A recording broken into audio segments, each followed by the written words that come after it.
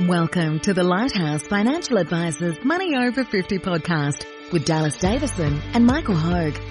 This information is general in nature and does not take into account your objectives, financial situation or needs. Therefore, you should consider whether the information is appropriate for you and your personal circumstances. If you require personal advice, please contact Lighthouse Financial Advisors. Here are your hosts, Dallas Davison and Michael Hogue.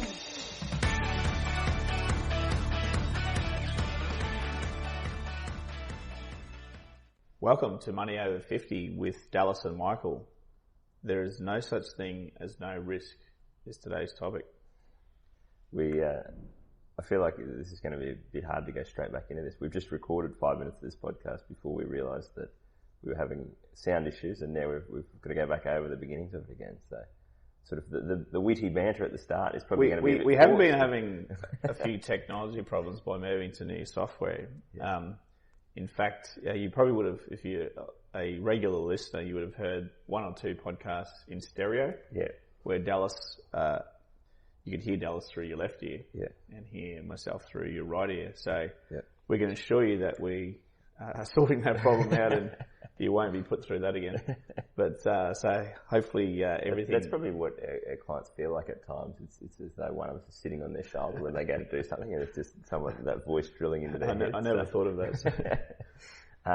So as you said, Michael, our topic today, there is no such thing as no risk. So, what are your thoughts? Well, if you're listening, the chances are that you're in your 50s, and the chances are that you probably would have thought at some stage, the closer that I get to retirement, shouldn't I be in more low risk? And it's a saying that I've heard quite a lot over the last 20 years from clients and potential clients and people that I talk to. They talk about their superannuation. They make a saying where they say, shouldn't we be in low risk? Yeah. And what I think they're talking about there is they believe that the closer they get to retirement, the less they should be in things that go up or down. Yep, the price that goes up there. Yeah.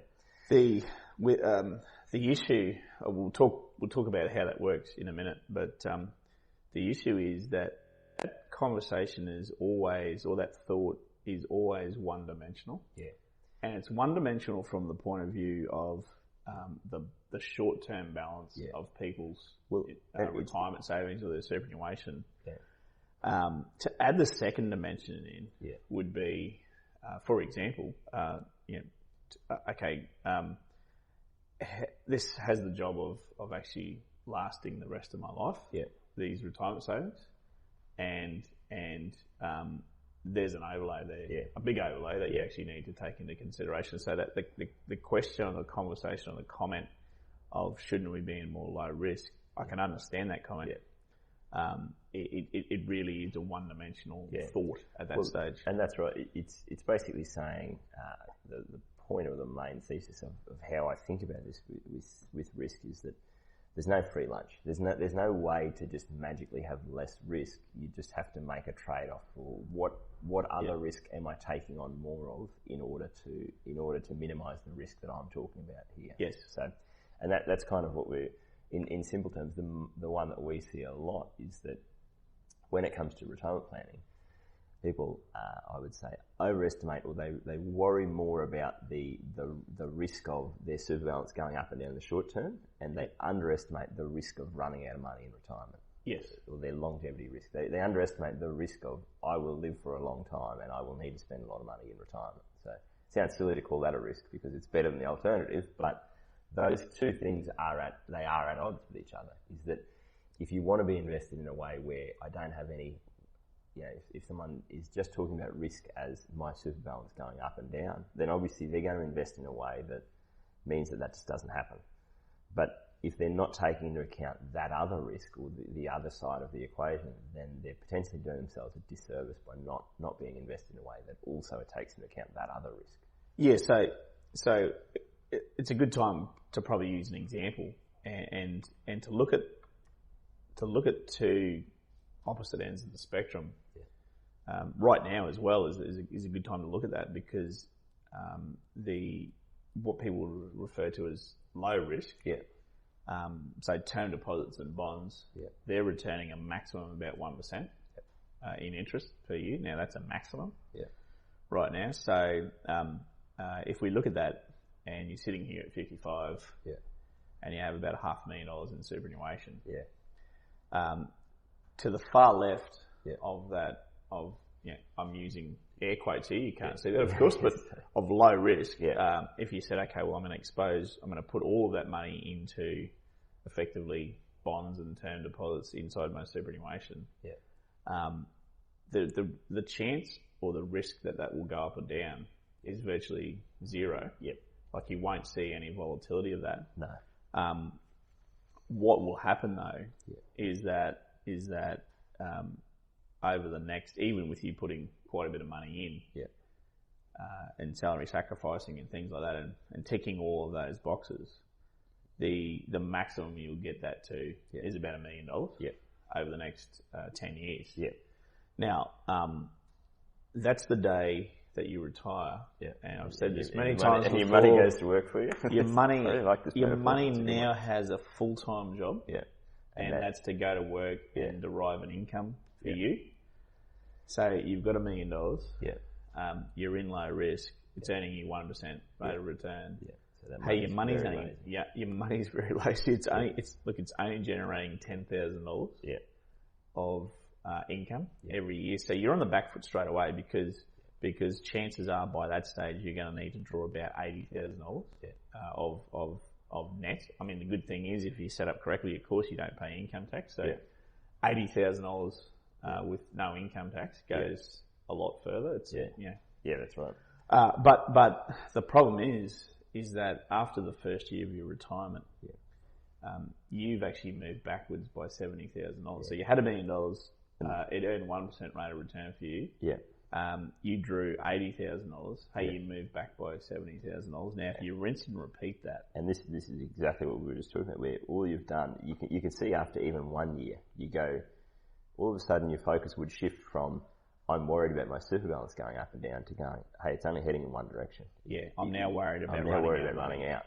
So that's your point, Ellis, and I think it's a great two-dimensional discussion to have because it's always looked at one-dimensionally.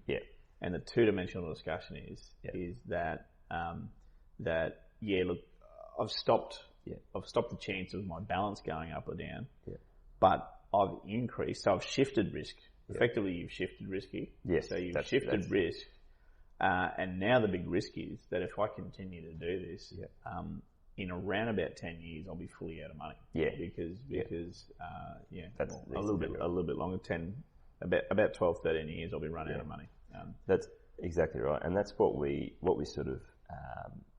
I think that to take a step back from financial planning, I think in all aspects of life, in our modern world, this is all getting very, very conceptual, but in our modern world, one of the big things is that the risks in our modern world are hidden from sight. So I was just reading the other day talking about hunter-gatherer societies, and the author was making a point that they had a very direct relationship with risk. So it was, if I go hunting and I get something, and then there's a pride of lions that find my wildebeest before I get to it, I then have a choice to make of, do I try and chase those lions away and get some food for my family, or do I run away and live to fight another day? And that's looking at that as, that is a very clear-cut situation of, there are two opposing risks there. There are, well, if I don't go and get that meat now, maybe I won't be able to get any before we starve to death.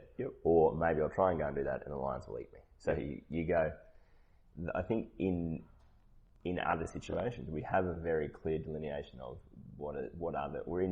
even in games we play, when you're playing sports, we know that there's a risk that if I do this thing, then that will either work, it'll either pay off or it won't, and what are the downsides of that. But in our modern world, we often, I think, go, I just want no risk, without thinking, what risk am I taking on in order to minimise this other risk over here? I know what you're talking about, because I've heard this saying before where people are talking about their own mortality. And they say, if something should ever happen to me. And I go, hang on a second, it is guaranteed that something will happen to you. That's at some stage.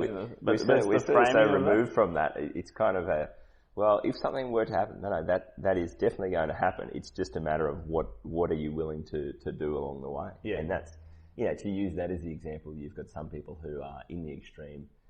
They never want to take any risks with their own physical safety, or they'll eat, kale for 3 meals a day because they want to live to 100. And then you've got other people who say, look, I'm gonna go and eat and drink and party and have a good time and enjoy myself, and I'm accepting that I'll probably die sooner. And it's those sorts of things. What I find is though that when people are making those choices, knowing that they're choices, they generally make the right choice for them, if that makes sense. So what you have is that where it gets dangerous is the people who are, again to use that example, the people who are complete health fanatics and don't want to go and eat or drink or do anything different or take any risks for their physical safety. People that are doing that out of a fear of what will happen to me without going, this is a trade-off and I'm giving up some enjoyment along the way. In the same way that if you've got people who are, enjoying life in terms of eating and drinking more and doing those sorts of things, but not also accepting that I'm probably shortening my life expectancy. Yeah. That these are, and this is the big one. The way that I think of it is that we know there's no such thing as no risk. We know that there are trade-offs to all these decisions. It's really just about going into this with your eyes open and going, what am I trading off here to minimise this other risk? Yeah, so the alternative, what people would think, using that same example, to the right of the spectrum, that 55-year-old couple with $500,000 in their superannuation. Yeah. To say one-dimensionally, what if they moved all of that money into shares, which we know as companies? Yeah. People would say one-dimensionally that that's very risky. Yeah. That's very risky. Yeah. However, we know that the longer-term conservative rate of return before tax on companies is 8% per year. Yeah. And we know that maxing out salary sacrifice contributions for a couple with $500,000 at age 55 will, and getting an 8% rate of return per annum as opposed to 1% rate of return, will get them, instead of getting to $1 million over time, it'll get them to closer to $1.6 million. Yeah. And we know that an 8% rate of return now on $1.5 million is $120,000 a year. Yeah. So it's a big difference because your money is now working at $120,000 a year for you versus $10,000. Now, again, one-dimensionally, I think people would say that is very risky. Yeah. So there is some sort of trade-off there, and there's some way to handle risk. Yeah. And what I have written down here is that you really need to build contingencies in for when, not if. Yeah. So again, using the if something should ever happen to me, that's when right. Something happens to me, when I die, this is what I need to 75 or 85 or 95 or 105. Yeah. We treat that the same way in terms of market volatility. Yeah. So we say to our clients, look, when a 30% drop happens in what you're invested into, we are going to handle it this way. Yeah. Exactly. When you retire, and the day that you retire, the market drops by 30%, which is Murphy's Law. Yeah. We are going to handle it this way, which is we are going to have parked to the side, depending on who the person is or the situation and what they need to have and what they need to have working for them. Yeah. 1 to 2 years worth of income needs parked aside in things that don't go up and down. Yeah. And they can draw their their first or the first 2 years worth of income from those things when Murphy's Law actually happens. Yeah. And that's I guess the big thing about this is or even to give the example of in retirement, people often get to retirement or ask the question of how much money do I need to retire? And we sort of use rough figures of you probably need about 20 times your first year's income. So if you need $50,000 a year, you probably need about $1 million. But even say, and we're always very careful to say that is probably the amount that maximises the likelihood that A, you won't run out of money, and also that B, you're not spending substantially less than you could be, because this is what tends to happen is we go through it. We want guarantees. We want definite black and white answers, and in any sort of complex system, that's just not how it works. So you'll often hear different. You read about people talking about safe retirement withdrawal rates, and I've read different articles where people go, 5% is too high. I think 4%, and then someone else chimes in and says, well, I think 4% is too high. I think 3% is safer. And it's again, as soon as you hear someone say, I don't want to take any risk, that's safer. I always think, well, what's the other side of that trade? Is that if you retire with $1 million and say, well, I'm only going to spend $30,000 a year, yes, you've really minimised your risk of running out of money, but you've also maximised your risk of you might die in your bed in 20 years' time with $10 million that you've got saved that you give to your kids, which you go, well, geez, we never did any of the things that we wanted to do in retirement. We didn't go and travel. We didn't go and have those experiences because we just lived our life worried about that one risk. That's an excellent point. That's an excellent point because you're right there. Yeah. There's a huge difference to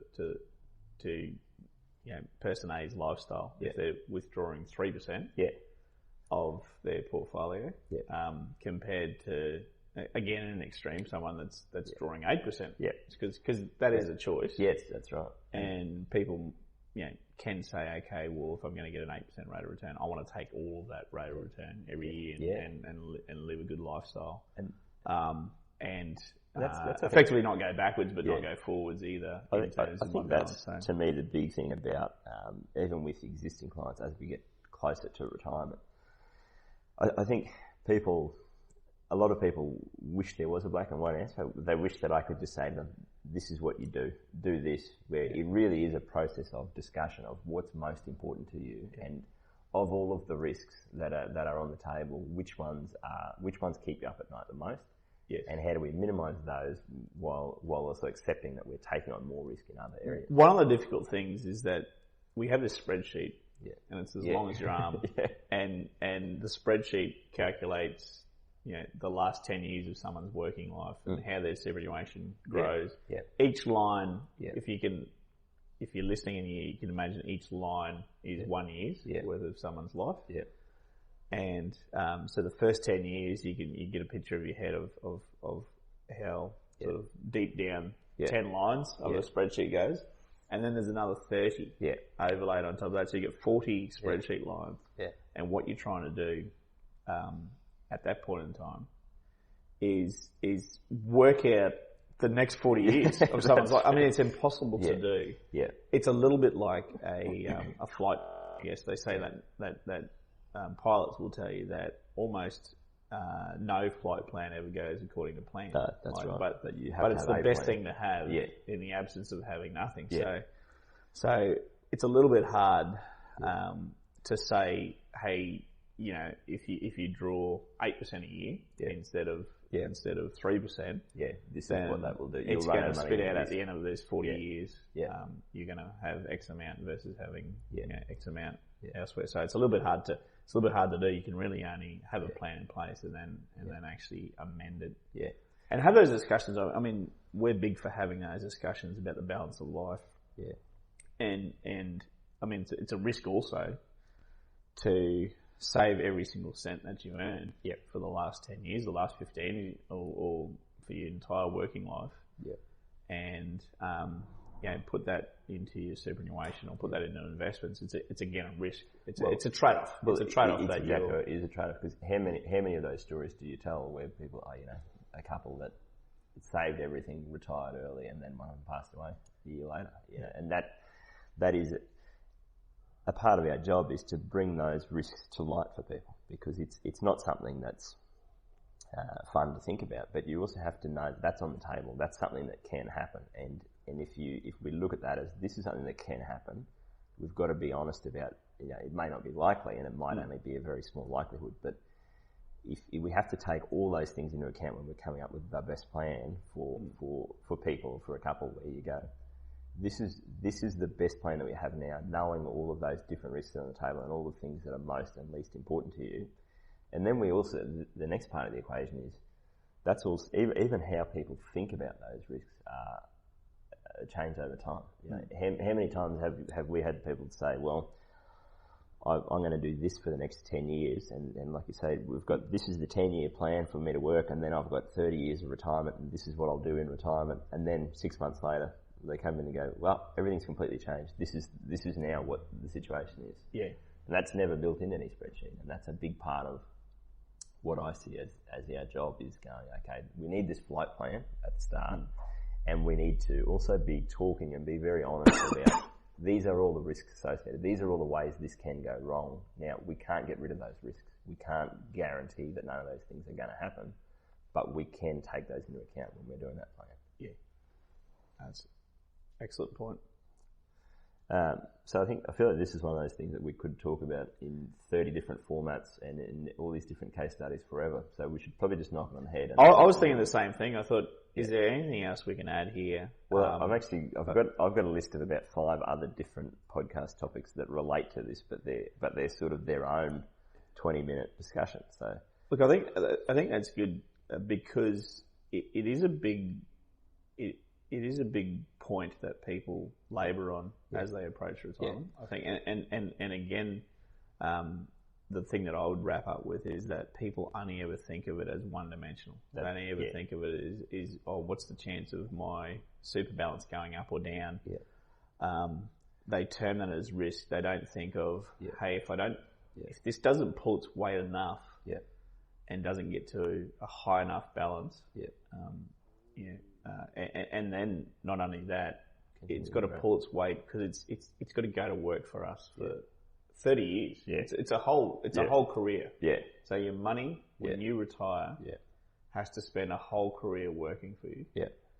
And it has to be a good worker because the cost of things are only going up. So that's the second dimension, and for us the more important dimension of looking at risk and overlaying that. So it's really two-dimensional. That's the, I guess, the way, the point that I would want to leave with is exactly. As you said, there is no such thing as no risk. So I feel like it's a good bit of a trigger. Anytime you hear the word risk or safe or whatever it is, always, if you get into the habit of thinking about it as, well, what's the other side of the equation?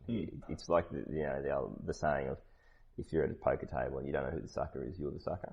If you hear someone talk about risk and you don't know what the other side of that risk is, you haven't really worked out what's going on yet. So there's always the way that anytime you hear that as this is risky or this is safe or whatever it is, just get in the habit of thinking, okay, but what's the other side of that? What's the other side of that risk? And what am I transferring a higher amount of that risk to in order to minimise the one that I'm looking at on this side? Thanks for listening. Thank you for listening to the Money Over 50 podcast with Lighthouse Financial Advisors. We look forward to catching up again soon.